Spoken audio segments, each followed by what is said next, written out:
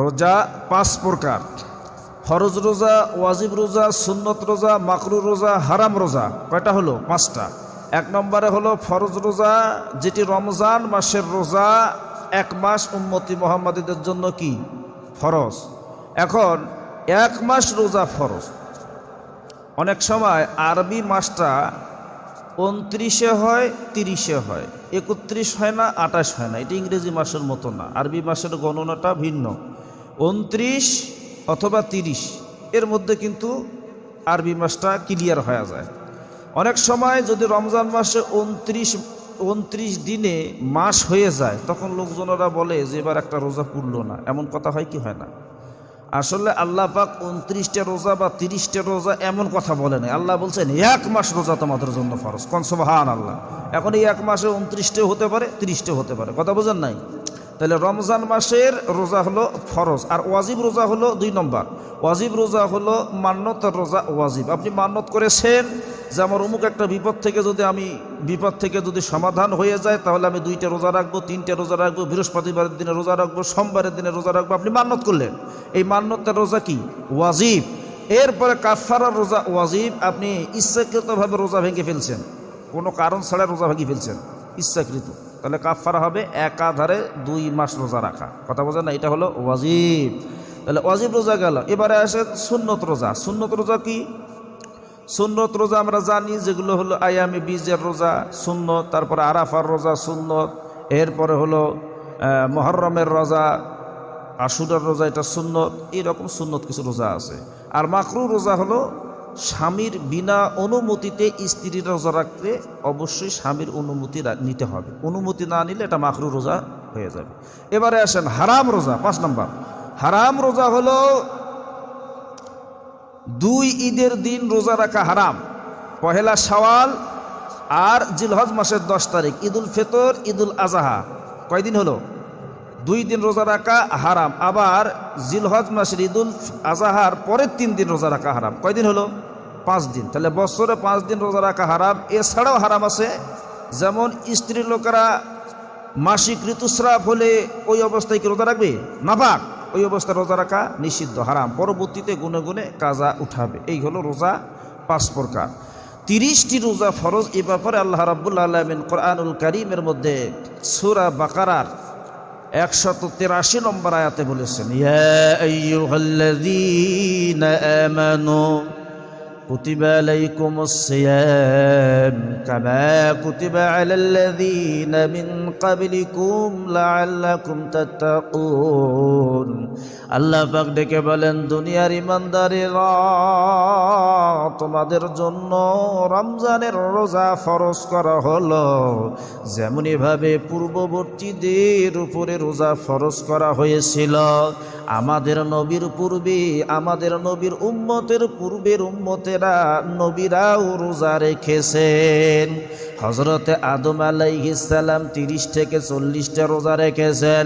হযরতে নূহ নবী রাসূলদের মধ্যে প্রথম রাসূল ছিলেন, তিনি রোজা রেখেছেন, একদিন পর একদিন রোজা রেখেছেন।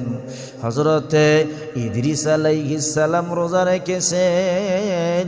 হযরতে দাউদ নবীও একদিন পর একদিন রোজা রেখেছেন। হযরতে সুলাইমান আলাইহিস সালাম 40 আরবি চন্দ্র মাসের 10, 11, 12, 13 তারিখ 3 দিন রোজা রেখেছেন। তাহলে এই কথার দ্বারা বোঝা গেল আমাদের নবীর পূর্বের নবীরাও রোজা রেখেছেন। এই যে রমজান মাসের রোজা 30টি ফরজ, রমজান মাসের 1 মাস রোজা ফরজ, কিন্তু এই রোজার পূর্বেও একটা রোজা ফরজ ছিল, সেটা হলো আশুরার রোজা 10 মুহররম। মুহররম মাসের 10 তারিখ আশুরা রোজা ফরজ ছিল। আল্লাহর পয়গম্বর হযরতে মুসা নবীর শত্রুর নাম কি ছিল?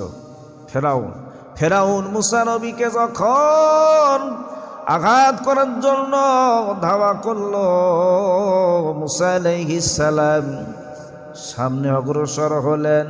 বিশাল নীল নদ লোহিত সাগর এসে গেল। এমন সময় মুসা আলাইহিস সালাম আল্লাহকে ডেকে বলে, আল্লাহ এখন আমি কি করব? আল্লাহ বলেন, মুসা রে, তোমার লাঠি দ্বারা, হাতের লাঠি দ্বারা নীল নদীর মধ্যে আঘাত করো, সঙ্গে সঙ্গে বিশাল রাস্তা হয়ে যায়। মুসা আলাইহিস সালাম তার দলবল সহকারে রাস্তা অনুসরণ করে, পথ অনুসরণ করে চলে যায়। ফেরাউন যখন তার দলবলকে নিয়ে রাস্তার উপরে ওঠে, রাস্তা ভেঙ্গে ফেরাউন এবং সমস্ত ফেরাউনের অনুসারীরা নীল নদের মধ্যে ডুবে মারা যায়। আমার বন্ধুগণ, এই ঘটনা আপনারা জানেন। মুসা আলাইহিস সালাম এরই শুকরিয়া স্বরূপ দিনটি ছিল 10 মুহররম, আশুরার দিন। এরই শুকরিয়া স্বরূপ হযরতে মুসা নবী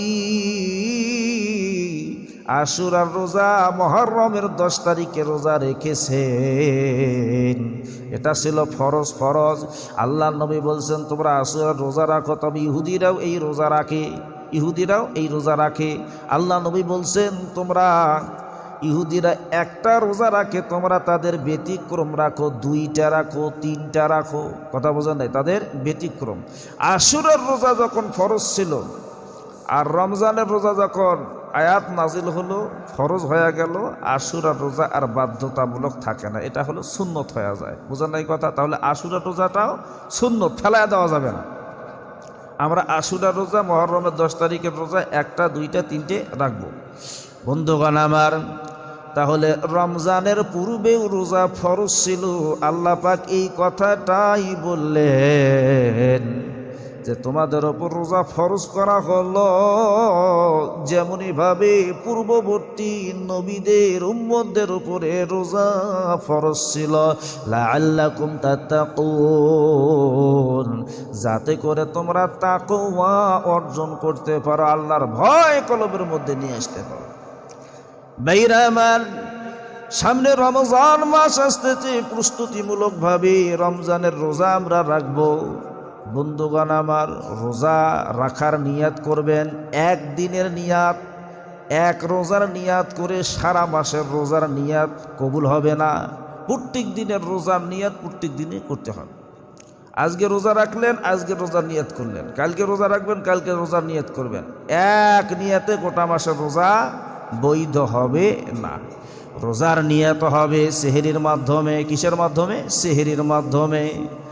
আল্লাহ নবী বলছেন, তোমরা সেহরি খাও, এই সেহরির মধ্যে বরকত রয়েছে। এই সেহরির মধ্যে যদি বরকত না থাকতো, একটা লোক সুবে সাদিক থেকে সন্ধ্যা পর্যন্ত না খাইয়া থাকতে পারতো না।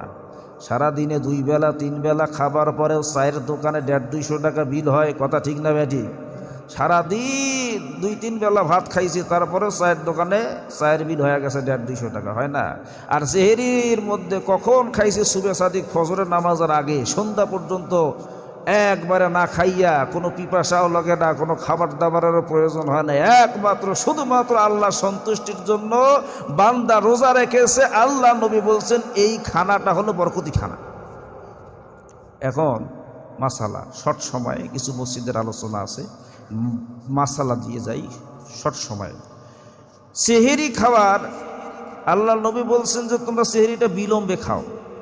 ওই পর্যন্ত উম্মতি মুহাম্মাদিরা কল্যাণের মধ্যে থাকবে যতক্ষণ তারা সেহরি বিলম্বে করে খাবে এবং ইফতারে তাড়াহুড়া করবে। বিলম্ব বলতে একবারে বিলম্ব না, আজান পর্যন্ত খাওয়া যায়, এই প্রচলন কিন্তু আমাদের সমাজে আছে। সেহরির সময় শেষ, সেহরি খাওয়াও শেষ, বন্ধ। এখন আজান পর্যন্ত খাওয়া যায়, এই মাসালা ভুল। আজান পর্যন্ত খাওয়া যাবে না। আপনার সেহরির সময় নির্ধারিত করে দেওয়া আছে রংপুরের জন্য, ক্যালেন্ডার আছে, ওই ক্যালেন্ডার অনুযায়ী, সময় অনুযায়ী আপনার সেহরি খাইতে হবে। বন্ধুগণ আমার, সেহরি খাওয়ার সময় নিয়ত করবে যে আল্লাহ তোমার সন্তুষ্টির জন্য রোজা রাখলাম, রব্বুল আলামিন তুমি কবুল করিয়া নাও। আরবিতে যে নিয়ত করতে হবে এমন কথা না, বাংলাতে জানলে বাংলাতে করবেন, না যদি জানেন মনে মনেও করবেন যে আল্লাহ তোমার সন্তুষ্টির জন্য রোজা রাখলাম। এরপরে যখন ইফতারের সময় এসে যাবি, বান্দা ইফতার নিয়ে সামনে বসবে, ইফতারে তাড়াহুড়া করতে হবে, কিন্তু এমন তাড়াহুড়া না যেই তাড়াহুড়ার মাধ্যমে ইফতারের আগেই ইফতার খেয়ে ফেললেন, এমনটা করা যাবে না। আল্লাহ নবী বলছেন, হযরত আবু উমামা রাদিয়াল্লাহু তাআলা আনহু হতে হাদিস বর্ণিত, তিনি বলেছেন আল্লাহ নবী বলেন যে আমি ঘুমন্ত অবস্থায় আছি, এমন সময় দুইজন লোক আমার দুই ডানা ধরে একটা উঁচু জায়গার মধ্যে নিয়ে গেল। এই উঁচু জায়গায় যাবার পর আমি একটা ভয়ঙ্কর আওয়াজ শুনতে পাইলাম। আমি প্রশ্ন করলাম এটা কিসের আওয়াজ? তখন তারা বলল যে এটা হলো জাহান্নামীদের ভয়ঙ্কর আওয়াজ, জাহান্নামের ভয়ঙ্কর একটা আওয়াজ। আমি আরো একটু সামনে অগ্রসর হলাম, আমি লক্ষ্য করলাম এমন কিছু লোক যেই লোকগুলোর পায়ের মাংস পেশি দিয়ে ঝুলন্ত অবস্থায় রাখা হয়েছে এবং তাদের দুই গালের দুই দিক ছিঁড়ে ফেলা হচ্ছে। আমি প্রশ্ন করলাম তাদেরকে যে এরা কারা, এমন ঝুলন্ত অবস্থায় তাদের গালগুলো ছিঁড়ে ফেলতেছে, এরা কারা? তখন ওই ফেরেশতারা ডেকে বললেন, ইয়া রাসূলুল্লাহ, এরা হলো ওই সমস্ত লোক যারা দুনিয়ার মধ্যে রোজা রেখেছে, রোজা রাখার পর ইফতারের সময় হওয়ার আগেই ইফতার করেছি। এই জন্য খুব গুরুত্বপূর্ণ বিষয়, ইফতারের সময় যখন হবে রাইট টাইমে ইফতার খাইতে হবে। এক মিনিট এই দিকেও করা যাবে না, 1 মিনিট ওই দিকেও করা যাবে না। ইফতারের আগেও খাওয়া যাবে না, আবার ইফতার শেষ সময় হয়ে গেছে তারপরে খাওয়া যাবে না। কথা বোঝেন নাই? তাহলে ইফতারটা একটু তাড়াহুড়া করে করতে হবে, কিন্তু তাড়াহুড়া এমন হয় না যেন ইফতারের সময়ের আগেই যেন ইফতার হয়ে যায়, এমনটা যেন না হয়। ইফতার যখন সামনে আসবে, আল্লাহর নবী বলছেন আল্লাহর কাছে তোমরা দোয়া করো, ইয়া ওয়াসিআল মাগফিরাতি ইগফিরলি। আল্লাহর কাছে দোয়া করো, কারণ ইফতারের পূর্বের দোয়াটা হলো আল্লাহর কাছে কবুল হয়ে যায়। সুবহানাল্লাহ। ইয়া ওয়াসিআল মাগফিরাতি ওয়াল ইগফিরলি, এই দোয়া পাঠ করবে যখন ইফতারের সময় হয়ে যাবে। বিসমিল্লাহি ওয়া আলা বারাকাতিল্লাহ বলে খানা শুরু করবে। খানা খাবার পর ইফতারের দোয়া পড়বি, আল্লাহুম্মা সুমতু লাকা ওয়া আলা রিজকিকা আফতারতিক, যে আল্লাহ তোমার সন্তুষ্টির জন্য রোজা রাখছি এবং তোমার দেওয়া রিজিক দ্বারা ভক্ষণ করতেছি। সুবহানাল্লাহ। ইফতারের মাসনুন তরিকা হলো খুরমা খেজুর দ্বারা ইফতার করা সুন্নত। এখন খুরমা খেজুর যদি না পাওয়া যায়, আল্লাহ নবী বলছেন যে সামান্য একটু পানি দিয়ে হলে ইফতার করো, কারণ পানি হলো পবিত্র জিনিস, পানি দিয়েও ইফতারের হক আদায় হয়ে যাবে। সম্মানিত হাজিরিন, তাহলে এই যে রমজান মাস আমাদের সামনে আসতেছে, রমজানের রোজা রাখার আমরা নিয়ত করছি তো ইনশাআল্লাহ। প্রস্তুতিমূলকভাবে রমজানের রোজাটা আমরা রাখবো যেভাবে আল্লাহ রোজাটা চায়, যেই রোজার মধ্যে কোনো গীবত থাকবে না, মিথ্যা থাকবে না, অশ্লীল কথাবার্তা থাকবে না।